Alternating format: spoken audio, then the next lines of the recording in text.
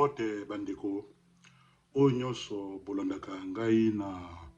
ba média et puis na réseaux sociaux nyonso natindeli bino mbote na kombo na Yesu oyo azali mokonzi pe nkolo na mama Brigitte biso nyonso totindeli bino le peuple de Dieu nos salutations ndenge touti kobanda mbula na sika pe moi mikolo elekaki ebele nazalaki un peu absent parce que makambo ya kosala ezalaki tellement ebele bon naye kozwa temps na lobi naya na message lelo na koloba mingi eza message moko tomonaka bato bazo prêcher délivrance bazo prêcher makambo ya ndenge na ndenge eza mabe te mais sujet na koloba ngo vraiment nazo senga pe na bato mosusu na Nzambe toluka pe tosala contribution na biso na sujet oyo likambo ya biloko toliaka omoni ba chrétien pelé bana na Nzambe belé baza kozwa ba délivrance na bango eza bien baza ko miyeba eza malamu mais likambo ya biloko ya kolia en tout cas balobaka ngo te mingi baza na philosophie oyo ezali ete soki osombi biloko ata ezali ya malamu ata ezali ya mabe kende kaka bondela et puis soki bondeli ale makila na yo koma eko sanctifier biloko wana eki problème ekozala te oyebi ke bato na biso mingi baza malade wana toloba yango polele yango moni pe na basale na Nzambe to utiliser ba faible te to utiliser bato na ba faiblesse na bango te ekozala malamu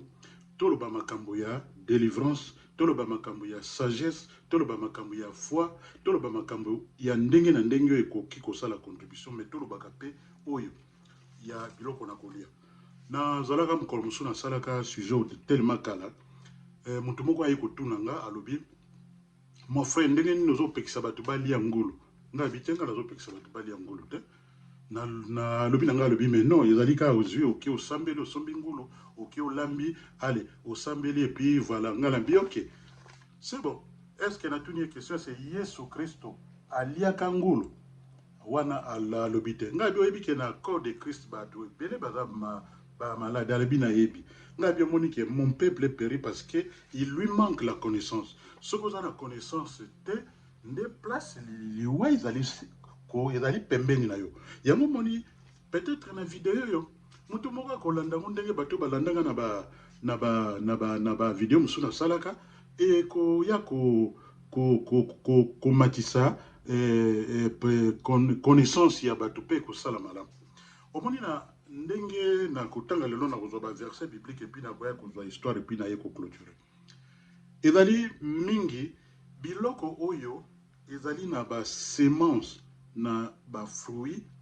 pe ba biloko mingi to kovanda na ba mboko ya ba occidentaux mingi ezali mingi biloko ezali modifié babenga yango GM food donc biloko oyo ndenge ezalaki na originalité nango donc c'est modifié bato bazo lia parce que ces gens là bazali bongo esprit na bango ezali kaka ke basalaka profit bateka biloko basala mbongo na bango mais yona ngai etali biso te soki okokufa soki nini eza problème na bango te donc bango baza orienté basala ba profit na bango mais na ndenge ya kote ya lelo tokoloba mingi likambo ya biloko ya kolia na pe ya biloko ya kolia te selon makomi na Elohim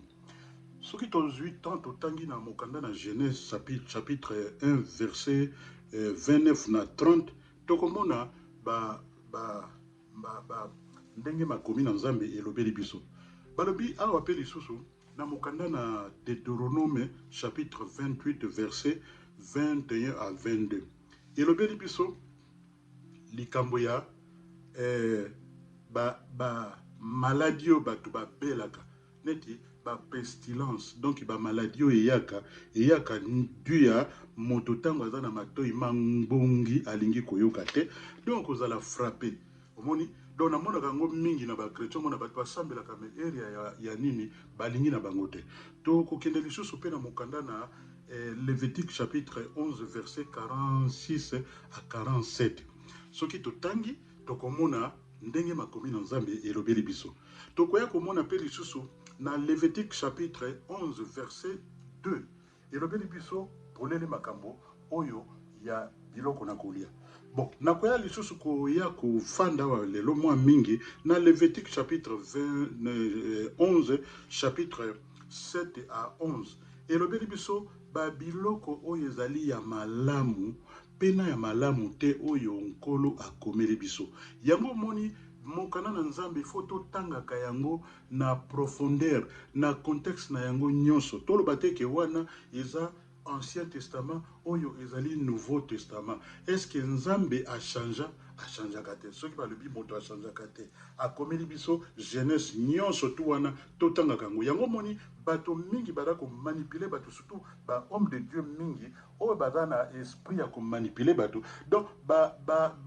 kende esprit ya kokosa bato, mais bango moko makambo ba kote ya bino bango basalaka yango ndenge mosusu. Omoni, donc yango to ezali tant lisusu te ya ku vivre na ignorance ya kozala borne kaka na mosali na nzambe parce que alobeli yo otangaka ba écriture yo moko pe osalaka recherche. Bible oyo mokana na nzambe eza na makambo presque nyonso na vie kuna okomona yango bien. Donc nakotia liste wana ya biloko ezali oyo nkolo atia te tolia na oyo atiela biso tolia te bokomona yango polele. Na mokanda na Esaïe chapitre 66 verset 15 à 17 elobeli biso susu ka makambo wana ya makambo ya biloko ya kolia. Bon, nakoya lelo lisusu na nazalaka na Bible moko babengaka yango apocryphe eza na version ya King James elobeli biso na Ecclesiasticus chapitre 38 verset 4 elobeli biso nini elobi ete nkolo akelaka produit médical na mabele oyo ye asalaki oyo tozali kovivre ngai na yo pe ye oyo azali na sagesse akodenie yango ata moke te. Omoni balobaka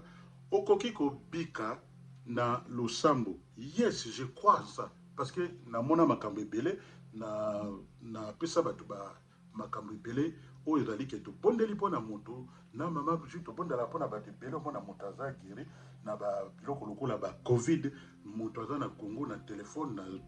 tobondeli epi azwi guérison na ye complètement. Je crois ça, mais je crois aussi na ba médicament parce que ba médicament ezali nzambe moto asalaka yango bato oyo baye kozwa compagnie pharmaceutique nde baye kodévelopper baconcept ka ya ndenge ya te bazwaka bambongo mosusu ezali malamu mosusu eza malamu te bakisi wana mosusu oyo bazopesa bato eza na baeffet secondaire ya makasi. Okomona moto azalaki na maladi boye esali lokola nini olie maladi epanzana ekei kofrene maladi mpo détruire yo te, mais na nzela ya ba effet secondaire wana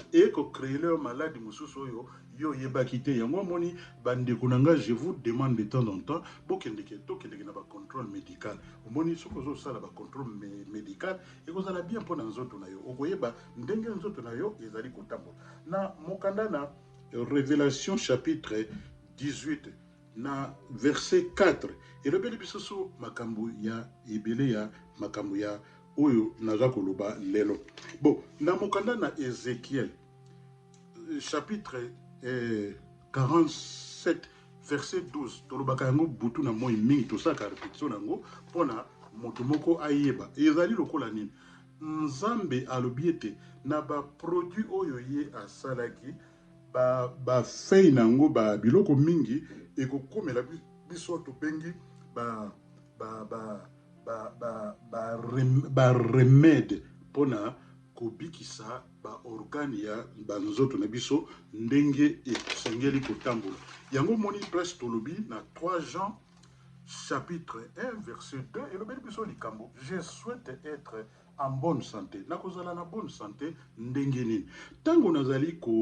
kolandela nzoto na ngai tango nazali ko appliquer ba principe oyo na malamu et ko éviter que tobelaka ba maladie lokola ba cancer, ba diabète, ba dementia, maladie oyo ya bato bazosala bato lelo ebele, moto akomi na âge avancé aza na perte ba mémoire, ba Alzheimer, ba biloko lokola ba trouble gastro-intestinal. Omoni soki ozo vivre na ba pression mingi na ba stress ebele, donc ekozaka ba maladie wana tolinga te ezali wana ntango tozalaki bana mike tobandaki kokanisaki tokovivre biso nyonso molai na mokili oyo mais tokomi na ba certain âge tokomi komona na communauté na biso les gens souffrent ya ba hypertension ba mauvaise circulation ya corps parce que activité moko bato basalaka ezali te ba maladie lokola ba maladie cardiovasculaire ezali ko réduire votre système immunitaire yango nde ezalaka ba cause ya ba maladie mingi oyo bato bazwaka osambela te j'espère que nga na ye kosala constat na moni on dirait que bato basambelaka te baaplikaka biloko oyo mais bato basambelaka soit disant na baeglise à 4000 bango batia motema kaka ke babondeli mpo na yo et puis après soki babondeli mpo na yo après eloko nini ekosala ke yo koyeba ke oza malade te kende osala contrôle médical les gens payent des billets ya ba séjour na bamboka na biso na Congo koya na bahôpital awa mais bato bafandi awa na place oyo makambo nyonso ezali gratuit presque mingi donc bato balingi te parce que l'ignorance yango esengeli mpe to combattre degré ya ignorance oyo ezali na communauté na biso biloko mosusu na koloba lelo par exemple bato baliaka ba écrevette omoni écrevette ezali nyama moko ebimaka na mai ezali toloba ba insecte moko ebimaka na mai les gens qui en mangent tomonaka na bafete tomona moto aza kolia ba écrevette tout mais oyebi propriété oyebi source nango malamu te effet nango na nzoto na yo oyebi te bilialia ozomona omoni toloba opposite ya ba écrevette oyo tobengi ezali na oyo tobengi bampese moni ba insecte oyo bampese balaka na bandako soki propriété eza makasi te okomona bampese nde na mokili sikoyo ozomona yo ozolia écrevette parce que evandaka na mai mais bampese yango nde ezalaka na mokili donc seke oza kolia bampese mais oyo evandaka na mai bampese wana na mai baliaka nini baliaka biloko ya kokufa lero ole biloko ya kokufa na nzoto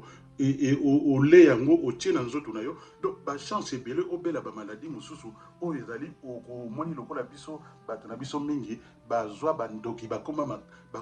puissant koleka makomi na nzambe or soki ozwi makomi na nzambe ozwi yango bien okomona te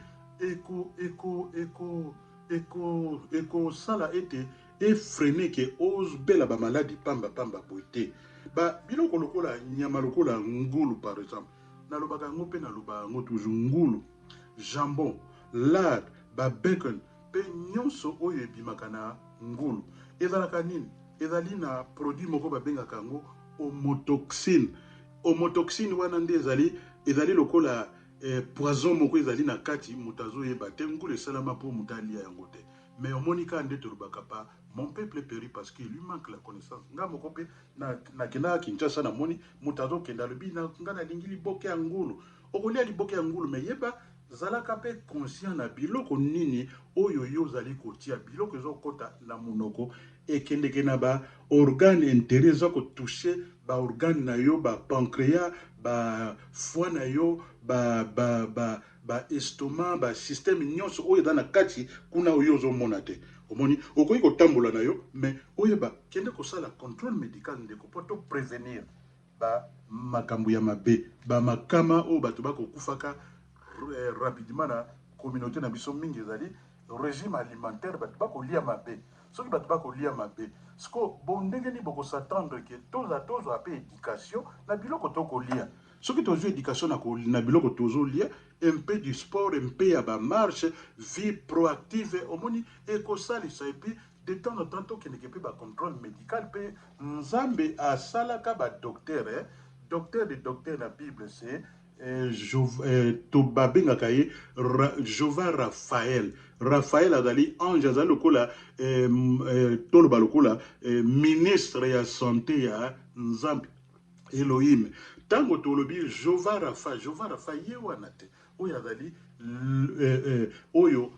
l'Éternel Dieu apesa ye azali lokola délégué na ye oyo azali ko veiller sur nous tous. Ozala mutu na Nzambe, ozala mutu na masumu, ozala mutu na nini. Donc ozali toujours biso nyonso na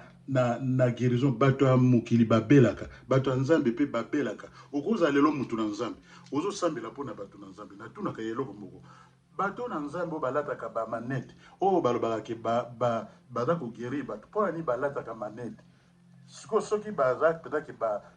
baza ke bango nde bato bazoguérir bato balataka manette te yango eza kolakisa ke nous sommes tous vulnérables na vie oyo et puis tobotamaka biso nyonso na bahôpital et puis moto ozala mutu na Nzambe ozala mutu na ndenge nini tobotamaka na hôpital mpe basala Nzambe nyonso nayebi eza ya minene bakufaka na bahôpital wana yango tofungola nde miso tofungola nde Nzambe afungola biso conscience tozali biso nyonso bato tokovivre na 5 sens ezali ndeke mayelo bapesi yo mpo ke yo ozala sujet ya koede bato bayebi te eloko eleki malamu nde yango wana biloko lokola ngolo aliaka potopoto aliaka ba mistopi aliaka biloko ezali ya malamu te pe biloko ebele epe biloko ebele oyo tokolia lelo ekoma modifié siko ntango eza modifié epedre sens ya nature oyo Nzambe asalaka moto amodifie biloko nyonso Nzambe asalaka tosombaka biloko mpona oketa mosu na bawenze ya baakne wana omoni bakotia biloko one pandu yoki osombi yango biloko wana nde eza kobebisa biso tokomaka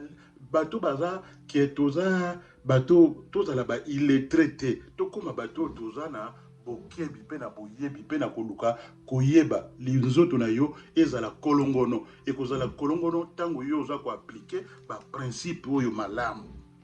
epuis eloko mosusu ezali wana toluka tochanger notre style de vie ya koliaka bilialia ozomonaka biloko ole epuis ozomona ke bato yango bazolia bilialia soki otali bango mingi bana sante malamu te mais sikoyo okoyoka kaka lobi na communauté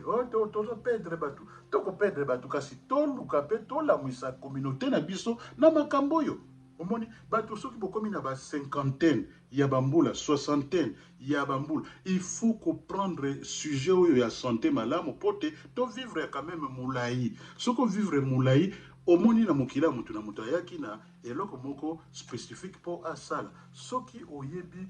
bito yaki na mokili oyo okosabize te nga namonaka bato ebele baza kosabize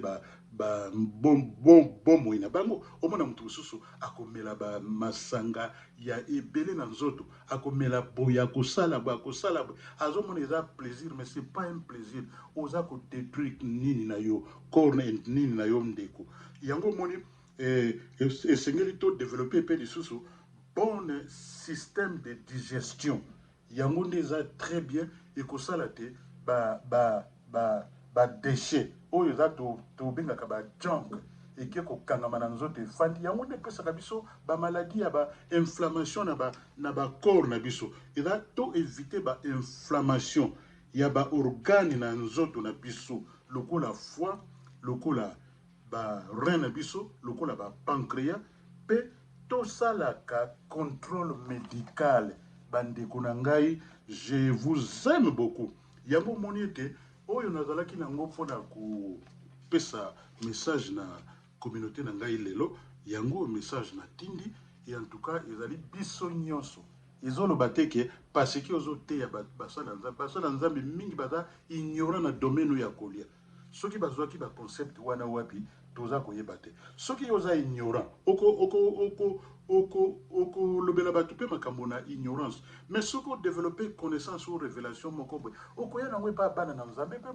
moto aza na matoyi ya koyoka ayoki na ye omoni oyo aza na matoyi ya koyoka te etali ye mais au moins na conscience na nga likambo nayebaki nakangi yango ngai moko te nalobeli ata moto moko azala sauvé po tolingi komona pe ke bato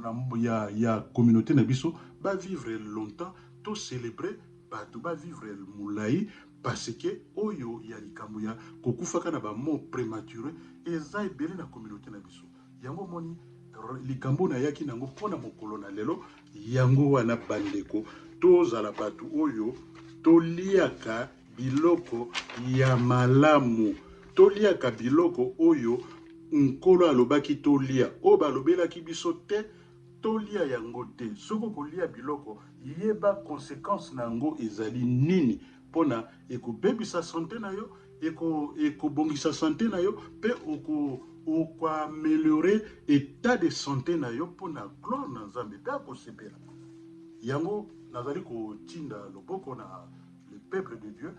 botanga video yo oyo aza na temps azwi temps na ye ekozala na Facebook, ekozala na Twitter, ekozala na ba réseaux sociaux pona kofungola le peuple de Dieu miso. En tout cas pona mokolo na lelo na tindele bino mbote et puis bo s'abonner massivement et puis bo komela biso lokola bomesana ko komela biso po to yeba nini yango boye komona na kombo na Yesu Kristo. Gloire à Dieu. Amen, amen, amen, amen. Thank you, Father God. Amen.